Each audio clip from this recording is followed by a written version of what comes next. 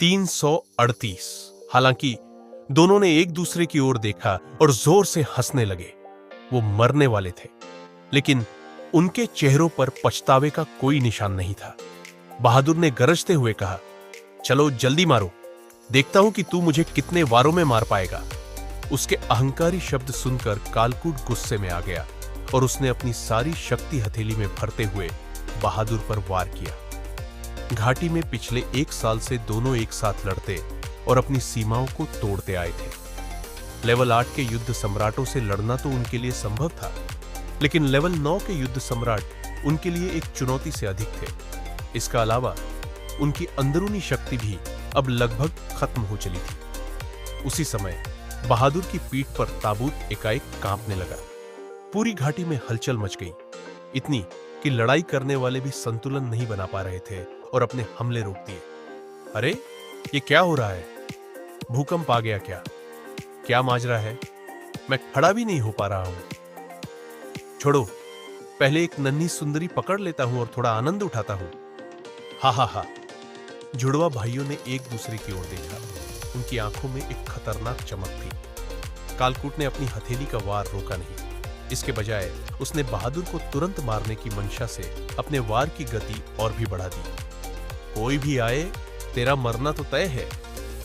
बहादुर के पूरे चेहरे पर एक बड़ी सी मुस्कुराहट फैल गई। अचानक उसके दिल में मरने का डर खत्म हो गया था और उसने जोश में आकर हंसते हुए कहा, मृत्यु तो तेरी होगी। अरहत भी हंसा।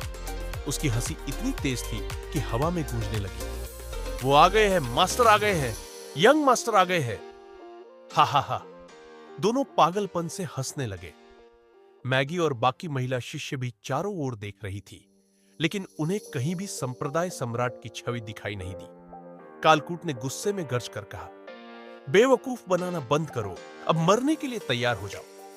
जैसे ही उसकी हथेली बहादुर के सीने पर लगने वाली थी, बहादुर की पीठ पर स्थित विशाल ताबूत में एक हलचल हुई। वो अचानक खुला और उसमें से एक विशाल तलवार बाहर निकल आई। एक आकृति उतरी, तलवार को थामा और सामने वाली पेशानी की ओर इशारा किया। उस तलवार की नोक कालकूट के माथे पर थी, इतनी नजदीक कि उसकी खाल को चीर चुकी थी। उसी पल में एक ठंडी आवाज गूंजी, हिम्मत है तो हिलकर देखो। मृत्यु के देवता की तरह यह आवाज पूरी घाटी में गूंज रही थी। उसी पल घाटी में सारी हलचल रुक गई। एक घनघोर सन्नाटा छा गया। सभी की नजरें उस छवि पर टिकी थी जो अभी अभी आसमान से उतरी थी। सभी के चेहरे पर डर और विस्मय के भाव थे। ध्वनि संप्रदाय की महिला शिष्यों की आंखों में आश्चर्य और खुशी चमक रही थी, जैसे उनकी उम्मीदें जीवंत हो उठी। मगर वे इतनी उत्साहित थी कि एक भी शब्द कहने में असमर्थ थी। कालकूट एक पत्थर की मूर्ति बन चुका और अपने मन में सोच रहा था, ये कौन है? ये इतना भव्य कैसे है? केवल बहादुर और अरहत की मुस्कान में सुकून और गर्व झलक रहा था। कालकूट ने हिलने की हिम्मत नहीं की। उसकी भौहों से खून की एक बूंद बहने लगी। उसने अपनी नजरें ऊपर उठाई और कहा, तुम कौन हो? क्या ये जानना जरूरी है? ध्रुव ने ठंडे स्वर में पूछा। उसी पल महाविश ने घनीभूत निगाहों से ध्रुव की पीठ को देखा। उसकी शक्ति लेवल 9 युद्ध सम्राट की सीमा तक पहुंच चुकी थी और उसने दिल में गरजते हुए कहा, भूत की तरह उसने ध्रुव पर पीछे से हमला किया और चिल्लाया, मरो। ध्रुव हिला तक नहीं। वहीं अरहत ने हंसते हुए कहा, तुम अपनी मौत बुला रहे हो। ध्रुव की भौहें टिमटिमाई। उसने बाईं ओर से विशाल तलवार को पकड़ लिया और मुस्कुराते हुए ठंडे स्वर में कहा, मैंने कहा था कि हिले तो जान ले लूंगा। जैसे ही उसने यह कहा, उसकी तलवार एक तेज दिव्य चमक के साथ 2 हिस्सों में बंट गई। अब वे 2 तलवार बन चुकी थी, जिनमें से एक पहले ही कालकूट के माथे पर टिकी थी और दूसरी बिजली की स्पीड से ध्रुव के पीछे की ओर गई। महाविश अचानक रुक गया। तलवार की नोक उसकी आंखों के सामने चमकी। उसकी पुतलियां फैल गई और अंततः गुस्से में पूरी तरह से फट गई। उसका शरीर अब हिलने में असमर्थ था। क्रैक! उसी समय एक कड़कने की आवाज के साथ एक सिर हवा में उछल गया। सिस्टम की आवाज गूंजी, बधाई हो ध्रुव, तुमने जुड़वा भाइयों में से एक को मारा है। तुम्हें 1200 एक्सपी पॉइंट्स, 100 ट्यू एनर्जी पॉइंट्स और 10 सिस्टम पॉइंट्स मिले हैं। बधाई हो ध्रुव। तुम्हें 102 आत्मा पत्थर मिले हैं। ईप 38। ध्रुव ने एक गहरी सांस ली और मन ही मन गुस्से में गरजते हुए कहा, यह क्या बकवास है। पहले लेवल 9 के युद्ध सम्राट को मारने पर लाखों पॉइंट्स मिलते थे और अब बस कुछ हजार पॉइंट्स मिले हैं। यह सिस्टम बेकार है। पहले जब ध्रुव केवल एक युद्ध बुजुर्ग था तब उसने कई बड़े दुश्मनों का सामना किया था और हर बार उच्च स्तर के बीस्ट को मारने पर उसे बहुत सारे एक्सपी पॉइंट्स मिलते थे। लेकिन अब यह ऐसा था जैसे कि वो छोटे मोटे बीस्ट को मार रहा हो, इसलिए उसे ज्यादा एक्सपी पॉइंट्स नहीं मिल रहे थे। ध्रुव ने फिर से अपने मन में बड़बड़ाया, अगर एक्सपी तर पॉइंट्स भी नहीं मिल रहे हैं तो कुछ बढ़िया चीजें भी नहीं मिल रही। ये तो हद ही हो गई।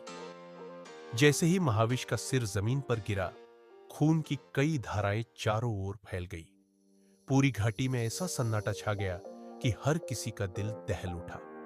एक लेवल 9 के युद्ध सम्राट को एक ही वार में मार देना, वह भी इतनी आसानी से। ध्रुव ने बिना हिले बस इशारों से उसे मार गिराया। यह अद्वितीय शक्ति थी, एक ऐसी शक्ति जिससे उसके सारे दुश्मन थरथरा उठे। कालकूट ने डर से कांपते हुए कहा, मैं सिर्फ आदेशों का पालन कर रहा था, कृपया मुझे माफ कर दे। बोलते हुए वो घुटनों के बल गिर पड़ा। बहादुर ने जमीन से उठते हुए ध्रुव की ओर देखा और उत्साह में चिल्लाया, यंग मास्टर। अरहत भी खुश होते हुए बोला, मास्टर। इस पर शेष महिला शिष्यों ने ध्रुव को देखा और एक घुटने के बल झुककर जोर से बोली, सम्राट को प्रणाम। पूरी घाटी ध्रुव के नाम से गूंजने लगी और इस दृश्य ने वहां सभी को दहला कर रख दिया। सम्राट ध्रुव? क्या ये वो ध्रुव है जिसने 7 डेविल संप्रदायों का संहार किया था? क्या वो मरा नहीं है? ध्रुव ने कालकूट की ओर ठंडी नजरों से देखते हुए कहा, तुमने मेरे भाई पर हमला किया और सोचते हो कि माफी मांगकर सब ठीक हो जाएगा। बहादुर ने अपने हाथों को कसते हुए कहा, मास्टर, मुझे इससे निपटने दो। ठीक है, ये अब तुम्हारा हुआ। ध्रुव ने अपनी विशाल तलवार नीचे करते हुए कहा और मन में सोचा, वैसे भी इससे मुझे सिर्फ 1200 एक्सपी पॉइंट्स ही मिलेंगे और मुझे करोड़ों एक्सपी पॉइंट्स चाहिए। हाय, इस दिल का दर्द कौन समझे। बहादुर ने कालकूट को जोर से जमीन पर गिराया और उस पर बाघ की तरह टूट पड़ा। मुझे मारेगा मार, अब क्या हुआ? कालकूट पूरी तरह से ध्रुव के डर और दबाव के आगे असहाय हो गया था। वह 1 इंच भी हिल नहीं पा रहा था। बहादुर ने उस पर पागलों की तरह घूंसों की बारिश कर दी। इस नजारे को देखते हुए घाटी में खड़े अन्य लोग धीरे धीरे पीछे हटने लगे और कुछ तो भागने की कोशिश करने लगे। ध्रुव ने ठंडे स्वर में कहा, क्या मैंने कहा कि तुम लोग जा सकते हो? जिन्होंने ध्रुव की चेतावनी को अनसुना किया, वे वहां से भागना चाहते थे। ध्रुव की आंखें ठंडी हो गई और उसने एक भयानक आवाज में कहा, वीरन, इन सबको खत्म कर दो। जैसे ही घाटी में ध्रुव की यह आवाज गूंजी, एक बैंगनी काले रंग की आग से पूरी घाटी भर गई। उसी वक्त एक बैंगनी बिजली की तरह वीरन वहां प्रकट हुआ। उसकी आंखों में एक ठंडी चमक आई और उसने कहा, हट जाओ। बूम! एक जोरदार धमाके के साथ घाटी के सभी लोग काले कोयले में बदल गए। उनकी देह टूटकर गिर पड़ी और राख में तब्दील हो गई। सभी मारे गए, कोई भी जीवित नहीं बचा। यह सब करने के बाद वीरन एक बड़े पेड़ के सहारे खड़ा हो गया, मुंह में एक घास का तिनका दबाए। उसके चेहरे पर ठंडा कठोर भाव था। ध्रुव ने उसकी ओर देखकर कहा, चिंता मत करो, यह भी एक भाई है। अरहत, जो अपने हाथ में लाइफ ब्लेड लेकर खड़ा था, वीरन की ओर देखता रहा। उसके अंदर की पवित्र बुद्ध शक्ति कुछ असहज महसूस कर रही थी। उसने ध्रुव की बात सुनकर तुरंत अपने अंदर की शक्तियों को काबू में लिया। इसी बीच वीरन की नजरें भी अरहत पर टिकी थी। वो भी अरहत की शक्ति को महसूस कर सकता था और मन ही मन सोचा, ये तो बहुत ताकतवर है।